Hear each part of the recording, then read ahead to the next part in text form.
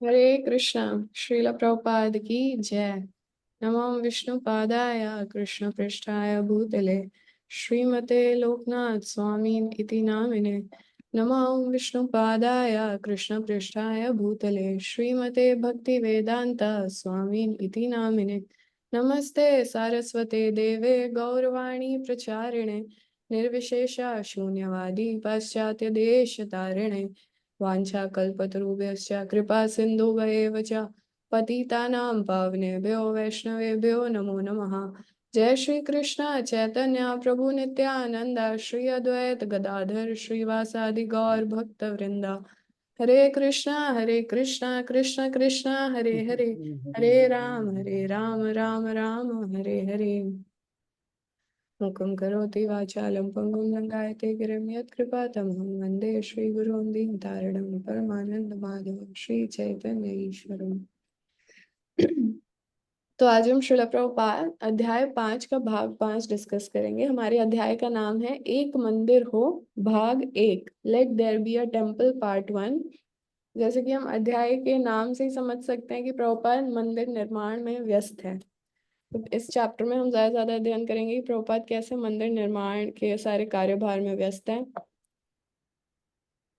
तो प्रभुपाद हम देख रहे थे कि बॉम्बे में प्रभुपाद ने लैंड परचेज कर लिया, भूमि ले ली, वहां पे राधा कृष्ण डीटीज को एस्टैब्लिश कर दिया, वहां भक्त भी रहना स्टार्ट कर चुके हैं। तो श्रीला प्रभुपाद ने फिर बॉम्बे छोड़ दिया। फिर प्रभुपाद बहुत लंबे वर्ल्ड टूर प्रीचिंग पे गए और प्रभुपाद 6 महीने के लिए गए थे।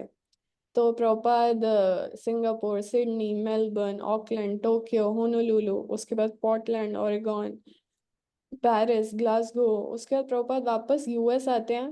न्यू वृंदावन जो कि वेस्ट वर्जीनिया में है, वहां पे प्रभुपाद रुकते हैं। और प्रभुपाद जैसे इंडिया मतलब वर्ल्ड जो वेस्टर्न कंट्रीज है, जो पाश्चात्य देश है, उनके लिए प्रभुपाद ने हेड क्वार्टर्स लॉस एंजलिस को रखा था।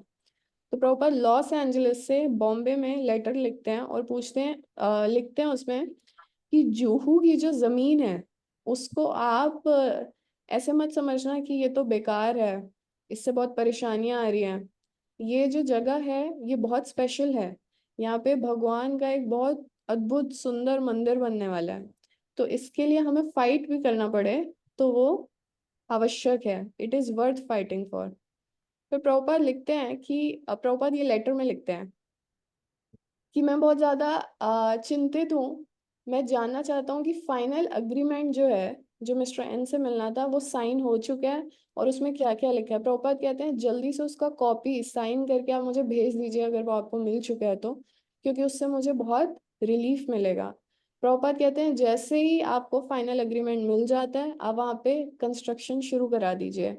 और जैसे ही मैं भारत आऊँगा अक्टूबर में, तो मैं बॉम्बे, मायापुर, वृंदावन प्रोजेक्ट्स को बनते हुए, निर्माण होते हुए देखना चाहता हूँ। और प्रभुपाद कहते हैं पूरे विश्व में मेरे लिए सबसे इम्पोर्टेंट प्रोजेक्ट है बॉम्बे प्रोजेक्ट। तो मैं देखना चाहता हूँ कि आप सब उसको बहुत सुंदरता से बना रहे हैं।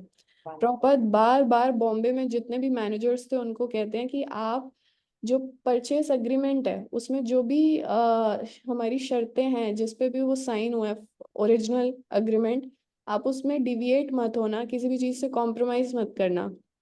और आपको मिस्टर एन को फोर्स करना चाहिए कि वो ओरिजिनल अग्रीमेंट हमें जल्द से जल्द दें।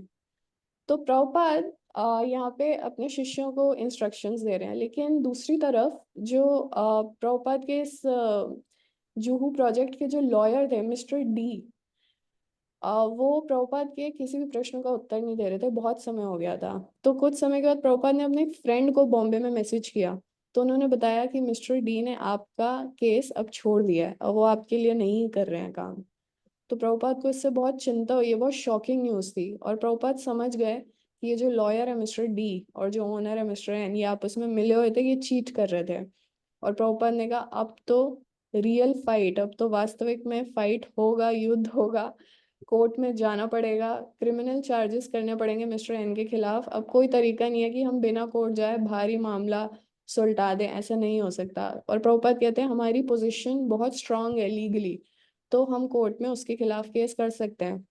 ये प्रभुपाद लॉस एंजलिस से निकलने से पहले गिरिराज प्रभु को एक लेटर लिखते हैं, जिसमें प्रभुपाद लिखते हैं कि आप एक न्यूज़पेपर में एडवर्टीजमेंट छपवा दो कि इस्कॉन का मिस्टर एन से एक अग्रीमेंट हुआ था जुहू में जमीन के ऊपर, और कैसे उसने चीट किया। तो अभी यहाँ पे बताते हैं कि प्रभुपाद ने जैसे पूरे विश्व में अलग अलग पार्ट जो हैं, अलग अलग भाग के लिए जीबीसी रखी थी कि इधर इस प्रॉपर लोकेशन के लिए ये जीबीसी है, करणधर प्रभु, ये लंदन के श्याम सुंदर प्रभु, और कहीं के तमाल कृष्ण महाराज। तो हर जगह के प्रभुपाद ने एक जीबीसी रखे थे, लेकिन भारत के जीबीसी प्रभुपाद खुद थे। तो प्रभुपाद कहीं भी जा रहे थे तो प्रभुपाद का चिंतन भारत पे था, और प्रभुपाद एक एग्जाम्पल सेट कर रहे थे परफेक्ट कि जीबीसी सेक्रेटरी को कैसा होना चाहिए। लेकिन यहाँ पे ये भी लिखा है कि ऑल दो प्रभुपाद इन सब चीजों में इन्वॉल्व थे, लेकिन प्रभुपाद दिव्य हैं, पूरी तरह से भगवान पे निर्भर हैं, और हर जगह प्रचार कर रहे हैं। 6 अक्टूबर को प्रभुपाद बर्कले एक जगह वहां रुकते हैं, फिर वहां प्रभुपाद मंदिर की स्थापना करते हैं, डीटीज की स्थापना करते हैं, यूनिवर्सिटी ऑफ कैलिफोर्निया के प्रोफेसर से बात करते हैं, प्रीचिंग करते हैं। लेकिन वहां पे भी प्रभुपाद का चिंतन क्या चल रहा है, बॉम्बे के लिए। तो प्रभुपाद तमाल कृष्ण महाराज को लेटर लिखते हैं कि बॉम्बे प्रोजेक्ट पूरा खराब हो रहा है मिस्टर एन और मिस्टर डी की वजह से, और गिरिराज जो हैं वो बहुत ज्यादा मुसीबत में हैं। वो छोटे हैं, उनको ये सब चीज़ों से डील करना नहीं आता है, इसलिए आप तुरंत बॉम्बे जाओ और आप इस चीज़ों से डील करो। और प्रभुपाद लिखते हैं कि आपको बहुत सावधान रहना है, आपको अब जो भी लक्ष्मी है सीधा कोर्ट में देनी है, मिस्टर एन के हाथ में नहीं देनी। तो इस तरह से आप चीज़ों को सेटल करो, अगर नहीं हो रहा है तो कोर्ट में जाओ, एक्शन लो, उसके खिलाफ केस करो, प्रभुपाद कहते हैं। फिर प्रभुपाद दूसरी तरफ से यहाँ तमाल कृष्ण महाराज को कह रहे हैं आप जाओ। फिर प्रभुपाद के दूसरे सबसे इम्पोर्टेंट लीडर थे करणधर प्रभु, प्रभुपाद उनको भी कहते हैं कि आप बॉम्बे जाओ। और प्रभुपाद श्याम सुंदर प्रभु, अनदर इम्पोर्टेंट लीडर, उनको कहते हैं कि आप भी बॉम्बे पहुंचो। लेकिन उस वक्त लंदन में बहुत इम्पोर्टेंट प्रीचिंग और बहुत वहाँ पे भी लंदन में भी कुछ लैंड को लेके, ट्रांजैक्शंस को लेके श्याम सुंदर प्रभु को रुकना था वहाँ पे। तो प्रभुपाद ने कहा ठीक है, आप वो सब कंप्लीट करके फिर बॉम्बे आओ। तो प्रभुपाद पूरी तरह से अब तैयार हैं फाइट के लिए, और प्रभुपाद ने कहा हम किसी भी हाल में धोखा नहीं खाएंगे। फिर प्रभुपाद इंडिया आते हैं। इंडिया आने से पहले होनोलुलु में रुकते हैं प्रभुपाद, वहाँ पे भी प्रभुपाद एक जगह है मनीला, वहाँ प्रभुपाद प्रीचिंग करते हैं, एक मंदिर की स्थापना करते हैं। फिर प्रभुपाद वहाँ जब रुके थे, फिर प्रभुपाद का कॉन्टेम्पलेशन चल रहा था बॉम्बे पे, और प्रभुपाद सोच रहे थे कि कैसे हम लीगली स्ट्रांग हैं। तो वो गिरिराज प्रभु को एक लेटर लिखते हैं और उसमें बताते हैं 8 पॉइंट्स में कि कैसे हम स्ट्रांग हैं। प्रभुपाद कहते हैं हमने अपनी जो भी शर्तें दी as a purchaser, as a buyer, हमने उनको पूरा किया है। मिस्टर एन ने हमें चीट किया है, क्योंकि उसको हमें फाइनल अग्रीमेंट देना था, लेकिन उसने उसको डिले किया, नहीं दिया। फिर प्रभुपाद ने कहा इस बार उसने पहले भी बहुतों को धोखा दिया है, लेकिन इस बार वो धोखा नहीं दे सकता, क्योंकि हमने मंदिर में डीटीज को इस्टेब्लिश कर मंदिर नहीं, सॉरी, भूमि में डीटीज को इस्टेब्लिश कर दिया है। और अगर वो नहीं मानेगा तो हम कोर्ट जाएंगे अपने फाइनल एग्रीमेंट को लेने के लिए। अगर कोर्ट बहुत लंबा केस खींचेगा तो हम भी नहीं रुकेंगे, हम उसमें इन्वॉल्व रहेंगे। बिना कोर्ट जाए प्रभुपाद कहते हैं हम कोई कॉम्प्रोमाइज नहीं करेंगे, क्योंकि ओरिजिनल एग्रीमेंट में कुछ कंडीशंस हैं। अगर आपने बिना कोर्ट गए उस पर कॉम्प्रोमाइज कर दिया तो फिर आप लीगली वो हो जाओगे वीक, कि आपने अग्रीमेंट में तो कुछ और चीज़ों पे साइन किया और आपने किया कुछ और है। तो प्रभुपाद ने कहा अगर हम कहीं कॉम्प्रोमाइज भी करेंगे तो बिना कोर्ट गए नहीं करेंगे। और प्रभुपाद कहते हैं और बेस्ट है कि हम 14 लाख रुपए जो जितना हमें उसको देना है हम उसको दें, और उस दुष्ट को इस पूरे परिस्थिति, इस पूरे सीन से बाहर कर दें। प्रभुपाद ऐसे कहते हैं। फिर प्रभुपाद वृंदावन जाते हैं, इंडिया आते हैं, सबसे पहले वृंदावन जाते हैं 17 अक्टूबर 1972। तो यहाँ पे प्रभुपाद कार्तिक के महीने में वृंदावन में रोज राधा दामोदर मंदिर में लेक्चर दे रहे हैं भक्ति रसामृत सिंधु पे। और प्रभुपाद ने हमने बहुत से वेस्टर्न डिसाइपल्स को बुलाया था कि वो यहाँ पे आके प्रभुपाद का एसोसिएशन ले, वृंदावन में रहे। प्रभुपाद का कंसर्न वृंदावन प्रोजेक्ट के लिए भी था। तो प्रभुपाद ऐसे थे कि भारत आए तो एकदम इमिजिएटली बॉम्बे नहीं गए, प्रभुपाद पहले वृंदावन आए। और प्रभुपाद ने अपने कुछ लीडिंग डिसाइपल्स को बॉम्बे भेजा वो सबसे डील करने के लिए। तो यहाँ पे एक मतलब अ, एक उपमा दिया है कि जैसे एक आर्मी जब लड़ने जाती है तो एक जनरल किसी दूसरी और डिफरेंट फ्रंट पे लड़ रहा होता है, लेकिन अपनी सेनाओं को पूरे इंस्ट्रक्शंस के साथ दूसरी जगह भेजता है। बिल्कुल प्रभुपाद वैसे ही कर रहे थे। प्रभुपाद राधा दामोदर टेम्पल में थे, उनके डिसाइपल्स यमुना के किनारे एक बिल्डिंग थी पुरानी, वहां रुके थे। अम, उसके बाद तमाल कृष्ण महाराज, श्याम सुंदर प्रभु और करणधर प्रभु बॉम्बे आते हैं। और जब वो आते हैं तो वो देखते हैं चीजें बहुत खराब हो चुकी हैं। गिरिराज प्रभु ने बताते हैं कि जब से उन्होंने न्यूज़पेपर में एडवर्टीजमेंट डाला है मिस्टर एन के खिलाफ कि हमारी डील हुई है और अब वो पलट गया है, वो नहीं कर रहा है, तो तब से मिस्टर एन बहुत ज्यादा उत्तेजित हो चुका है। उसके मैं ऑफिस गया, गिरिराज प्रभु बता रहे हैं कि मैं उसके ऑफिस गया, मैंने उससे हाथ जोड़े, उसके पैर पड़ा, लेकिन वो बहुत गुस्से में है और वो अपने सारे डील से पीछे हट रहा है, वो सारी अग्रीमेंट कैंसिल कर रहा है। वो कह रहा है अब 2 लाख रुपए भी मैं रखूंगा और जमीन भी आपको खाली करनी पड़ेगी। तो और उसने क्या किया है, जहाँ डिवोटीज रह रहे हैं वहां पानी का सप्लाई रोक दिया है। उधर कुछ गुंडे भेज दिए हैं जो वहां खड़े रहते हैं बड़े बड़े हथियार लेके, चाकू लेके। और जब डिवोटीज वहां से निकलते हैं तो उनको घूर के चाकू दिखाते हैं।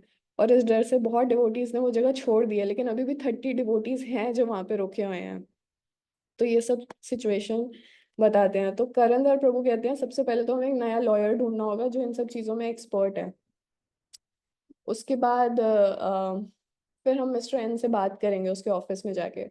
लेकिन मिस्टर एन से जब बात की तो वो तो लॉयर को भी धमका रहा था और वो बहुत ही मतलब जिद्दी था। बिल्कुल असहायक था, बिल्कुल किसी भी चीज़ पे कॉम्प्रोमाइज कोऑपरेट करने के लिए वो रेडी नहीं था। तो इससे समझ आ गया कि अब तो कोर्ट में जाना पड़ेगा, मतलब निश्चित रूप से। तो तमाल कृष्ण महाराज, करणधर प्रभु, भवानंद प्रभु, श्याम सुंदर प्रभु आपस में बैठ के बहुत चर्चा करते हैं, और जितना चर्चा करते हैं उनको समझ में आता है कि जुहू का ये जो स्कीम है पूरा, ये बिल्कुल असंभव लग रहा है। अगर मिस्टर एन को, वो ऐसा सोचते हैं कि अगर मिस्टर एन को हम पूरी सिचुएशन से बाहर निकाल भी दें तो भी परिस्थिति इतनी खराब है इस भूमि पे रहना, इस जमीन पे रहना, कि भक्त और भगवान दोनों इतनी खराब फैसिलिटीज में हैं। पूरी छत लीक कर रही है, जमीन खराब है, चूहे, मक्खी, कॉकरोच, डॉग्स, कैट्स, मॉस्किटोस, कभी कभी पॉइजनस स्नेक। और उस वजह से भक्त बीमार पड़ रहे हैं हर आए दिन, कभी किसी को मलेरिया हो रहा है, किसी को हेपेटाइटिस हो रहा है। तो वो सोचते हैं अभी इस सिचुएशन में क्या है, जो इस्कॉन का नया लॉयर अभी जो आया है वो तैयार है केस में, कोर्ट में जाके लड़ने के लिए केस। लेकिन डिवोटीज झिझक रहे हैं कि लड़ें कि छोड़ दें। तो यहाँ पे मिस्टर एन के कहते हैं कि आपने, यहाँ पे मिस्टर एन उनसे डिवोटीज को कह रहा है, यहाँ पे थोड़ा लीगल मैटर थोड़ा एक्सप्लेन किया है कि आप कभी भूमि लेते हो तो आपको चैरिटी कमिश्नर से एक डॉक्यूमेंट चाहिए होता है, तब आपको भूमि मिलती है। तो उसने कहा कि आपने तो वो ली नहीं, 6 महीने के अंदर लेनी थी, तो अब आपको नहीं मिलेगा ओनरशिप, अब आप जमीन आपको नहीं मिल सकती। और उसने, वो इतना गुस्से में था, उसने कहा मैं आपके खिलाफ अटैक करूंगा। वो बिल्कुल मार धाड़ करने के लिए तैयार था। और इस तरह से जो लीडिंग प्रभुपाद के डिसाइपल्स थे वहां पे, उन्होंने हर एंगल से सोचा, उन्हें लगा कि ये जमीन छोड़नी पड़ेगी, ये चलेगा नहीं। उन्होंने प्रभुपाद को, श्याम सुंदर प्रभु ने एक लेटर भेजा वृंदावन। तो प्रभुपाद ने राधा दामोदर टेम्पल में वो लेटर पढ़ा। फिर प्रभुपाद ने सांस ली और उसके बाद प्रभुपाद ने अपने सेक्रेटरी को कॉल किया और एक लेटर बोला, डिक्टेट किया कि आप ये लेटर लिखो और मेरे बॉम्बे में जो डिसाइपल्स हैं, लीडर्स, उनको भेजो। और अब जो प्रभुपाद बोल रहे हैं बिल्कुल लॉयर की तरह बात कर रहे हैं, एक एक पॉइंट जो उनके डिसाइपल्स ने दिया है उसको प्रभुपाद ने लॉजिकली काटा, जिनमें से सिर्फ 2 यहाँ पे बताए हैं। तो एक है कि डिसाइपल्स कह रहे थे कि चैरिटी कमिश्नर से हमें परमिशन नहीं मिली है, उसने हमें मना कर दिया, तो हम ये लैंड पे नहीं रुक सकते। तो प्रभुपाद ने कहा कि ठीक है, आप पैसे तो वापस लो, जो हमने 2 लाख रुपए दिए हैं आप वो वापस लो, फिर जमीन छोड़ो। लेकिन प्रभुपाद ने आगे लिखा कि चैरिटी कमिश्नर ने हमें मना नहीं किया है, थोड़ा डीले हो गया है। तो डीले होना और मना करने में फर्क है। और प्रभुपाद कहते हैं 6 महीने का जो वो टाइम कह रहा है मिस्टर एन की, 6 महीने के अंदर आपको चाहिए था, 6 महीने का तो अग्रीमेंट में कोई नाम ही नहीं लिखा, मतलब ऐसा कोई 6 महीने का टाइम लिमिट ही नहीं दिया। फिर दूसरा रीजन प्रभुपाद के शिष्य लिखते हैं कि हमें लैंड छोड़ देना चाहिए, क्योंकि फाइनल अग्रीमेंट हमें 6 महीने के अंदर मिस्टर एन को हमें ओनरशिप 6 महीने में देनी थी, तो वो भी नहीं हो पाया। तो प्रभुपाद ने कहा ऐसा कुछ भी नहीं लिखा फाइनल अग्रीमेंट में, और जो ओरिजिनल अग्रीमेंट है उसमें ऐसा कुछ नहीं लिखा, फाइनल अग्रीमेंट हम कैंसिल कर सकते हैं 6 महीने में, ये लिखा है। लेकिन हमने तो कैंसिल की ही नहीं, वो कैंसिल कैसे कर रहा है, उसका तो कुछ भी नहीं, मतलब उसकी तो जो शर्तें थी, हमने डाउन पेमेंट वो सब पैसों का सब कर दिया है हमने। तो बेसिकली हम लीगली स्ट्रांग है, प्रभुपाद कहते हैं। तो इस तरह से प्रभुपाद फिर फाइनल कहते हैं कि फाइनल अग्रीमेंट उसकी तरफ से तैयार है, लेकिन वो हमको दे नहीं रहा, और हमने भी 6 महीने के अंदर जो अग्रीमेंट है उसको कैंसिल नहीं किया। तो वो ना चालाकी कर रहा है, वो आपको डोमिनेट कर रहा है, वो आपको डरा रहा है, वो आपको मूर्ख बेवकूफ बना रहा है, क्योंकि वो थोड़ा सुपीरियर है बॉम्बे में। तो वो आपको डरा रहा है, धोखा दे रहा है, और वो आपसे पैसे लेना चाहते हैं। और लेकिन प्रभुपाद कहते हैं आप उसको और पैसे मत देना, और आप उसके ऊपर क्रिमिनल केस करो। आप क्यों निराश हो रहे हो, क्यों डर रहे हो उससे? हमारी पोजीशन स्ट्रांग है। अगर मिस्टर एन हमको धमका रहा है कि वो हमें मारेगा, तो आप पुलिस का हेल्प लो, लेकिन लैंड मत छोड़ो। प्रभुपाद कहते हैं देखो, इसलिए मैं आपको कह रहा हूँ, therefore I say that you can not deal with this. आप इससे डील कर नहीं पा रहे हो क्योंकि आप डरपोक हो, प्रभुपाद कह रहे हैं। इसलिए अब आपको जो करना करो, आप तुरंत उसके ऊपर क्रिमिनल केस करो, लेकिन वो आप कर नहीं रहे हो। वो आपको डरा रहा है, इसलिए वो बड़ी बड़ी बातें बोल रहा है, आपको धमका रहा है, और आप मूर्खों की तरह उसकी बात मान रहे हो और वही कर रहे हो जो वो चाहता है। लेकिन मैं ये नहीं करूंगा। फिर प्रभुपाद कहते हैं फाइनली कि आप मजिस्ट्रेट के पास जाओ, उसको बताओ कि मिस्टर एन ने हमसे पैसे ले लिए हैं और वो हमको धमका रहा है, इसलिए आप प्लीज घबराओ मत। श्रील प्रभुपाद की जय।